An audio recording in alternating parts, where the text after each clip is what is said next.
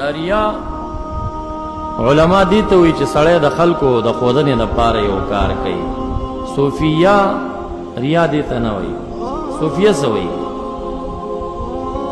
وی فعل الافعال لاجل الناس شرکنا وترک العمل لاجل الناس ریاؤنا. دوی ډېر خفي لاړه، ډېر غمیز لاړه. یو چا د پاره کار کول چې دا سړی ما وګوري چې دا سخي دی او دا سړی ما وګوري چې دا شیخ دی که نه، وی دا خو شرک دی، دا خو مخلوق د پاره کار کړی. او فعل العمل ترک العمل لاجل الناس ریاء، عمل نه کول د وجه د خلکو نه ریا ده. کله کله سړی مانځه ته ودرېږي د نفلو په نیت، زړه کې شیطان ورته وایي مړه دا خلک ګوي چې څه شیخ دی، راځه مه کوه دا مونځ. دا عمل نه کول لاجل الناس ریاء، وایي دا د ریا وکړه. اصل حقیقت ریا د اوس وکړه چې دته د اذان دومره غټ سړی ښکاره شو چې زه خو ګینې ریا نه ځان ساتم. په دې اړخېدو شیطان ډېر لوی رذیل دی.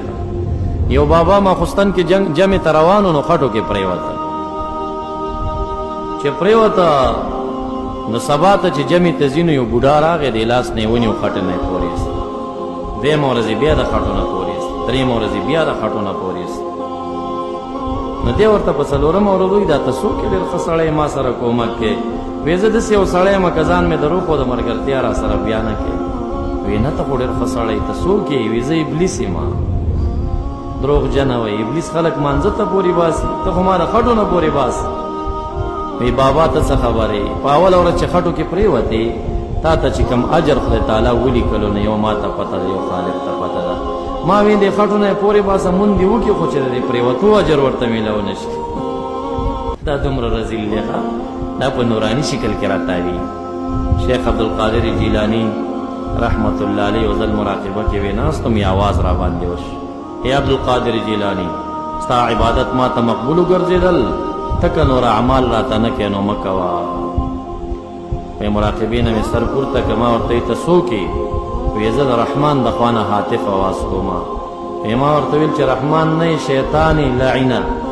نبی اکرم صلی الله علیه وسلم ته امر کیږي چې فاعبد حتی یأتیک الیقین، تر هغې پورې عبادت کوه چې تا ته څه راشي؟ مرګ راشي. نو مرګه پورې هغه مامور دی په عبادت باندې، او ته ما ته داسې خبره. نو ابلیس ورته وی چې عالم یې رانه خلاص شوې، که عالم نه وی نو داسې ما ډېر دوکه کړي دي. وی شیخ عبدالقادر جیلاني صاحب ورته وویل چې د اول ګزار نه دی دا دویم ډېر سخت و.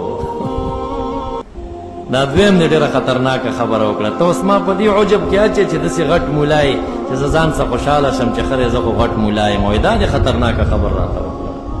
اوس مې بېرته په دې بل اړخ باندې خرابې. دا ډېر لعین دی، دا ډېر په مختلفو شکلونو باندې. کله کله سړي ته ترک العمل، بعضې صوفیي مشایخ ورته سند ورکړي خلیفی کی، وی توجه کوه مریدان نیسه. دته شیطان څه وایي؟ مړه تا ته ګورم ګناهګار سړی او ته دومره سړی چې ته توجه کوې.